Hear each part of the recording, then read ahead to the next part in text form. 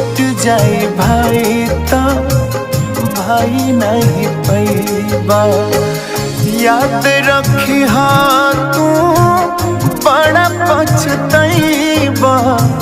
छूट जाए भाई तो भाई नहीं पैबा। छूट जाए भाई तो भाई नहीं पैबा।